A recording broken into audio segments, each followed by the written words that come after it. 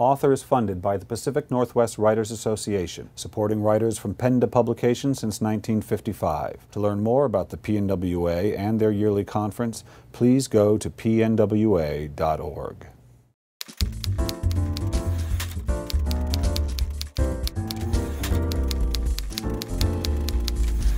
Hi, this is Bill Kenower for Author Magazine, and we're here at the PNWA's Writers Cottage with National Book Award finalist Deb Caletti. Deb, welcome to Author. Thanks for having me. I've had 3 occasions in my life where someone who was a mentor, who I'd chosen as a mentor, said to me, you can't write, you don't know how to write, and you will never be a success.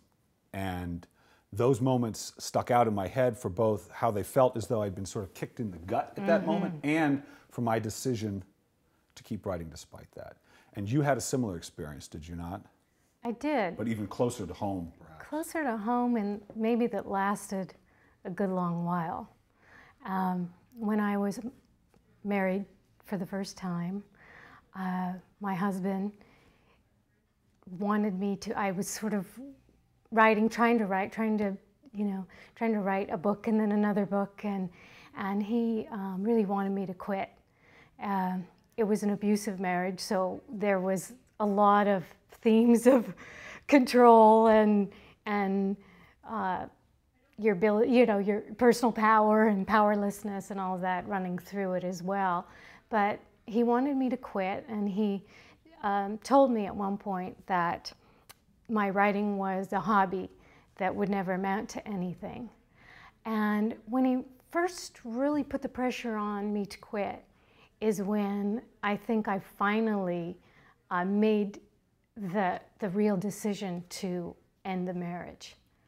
And I think it was that there was, it's when someone hits, they take a lot from you. But when they want to take this thing from you that's you, your voice, who you are, how you exist in the world, your dream, then that's just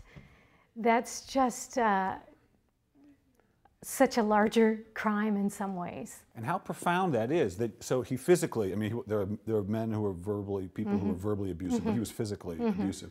And we think of that as the worst crime there is.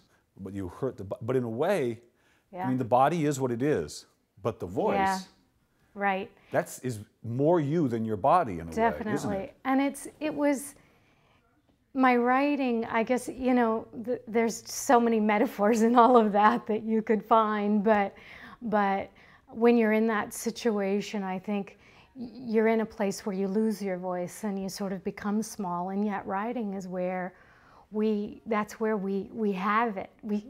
We have our voice, where we need to be most honest, where for me, I think for most writers, your writing isn't an act, it isn't what you do, it's who you are and how you exist in the world.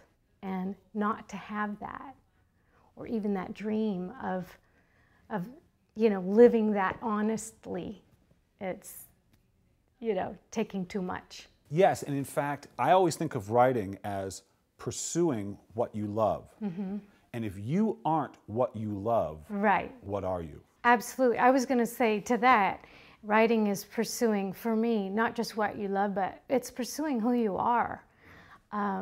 For me, it's always been that. It was that great Nietzsche quote that you wrote to. I had over my desk, become who you are.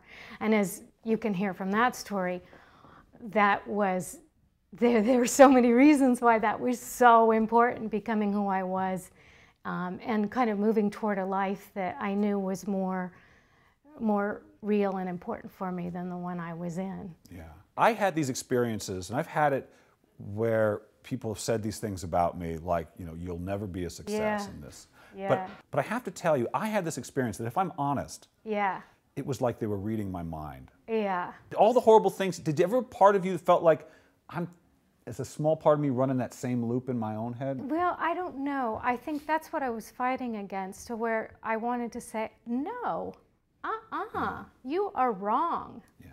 And I think it was more the piece of me that was fighting for myself that said, that needed to be. But I think that a piece of what you're saying is that I don't think of myself as a victim. I made choices to be where I was for a lot of, you know, sort of my own reasons that were difficult to sort of sort out later, but they're also those are sort of the large things that happen in our life that as writers give us corners to continually look into and explore, but I definitely say I got myself there. Yeah. You have to, though, don't you? Right. Because otherwise, and I got myself out of there. That's right. So you've written 9 young adult novels, but you were contacted by Random House. And what did they say to you?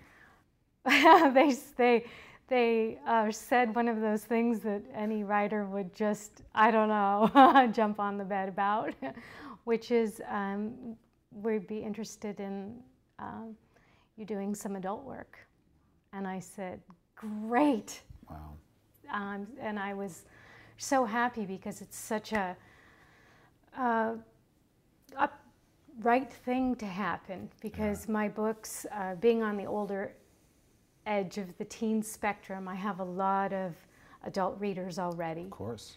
And so it just makes so much sense. It's just the perfect thing. And then it also, for me as a writer, getting to kind of go back to where I started and also just explore some new avenues creatively. Well, it's an interesting full circle moment, because you started out with this image of yourself as an adult. Exactly. It's such a full circle moment. And to be invited back. Exactly. Invited.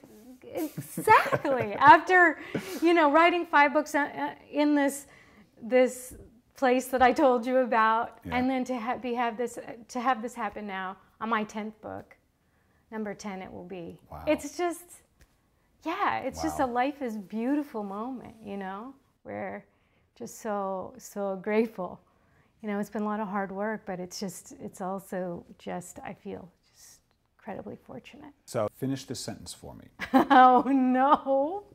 If writing has taught me anything, it has taught me what? Oh man. It's taught me the power of my own voice, which really brings us full circle, but that's the most truthful thing I can say, and the voice and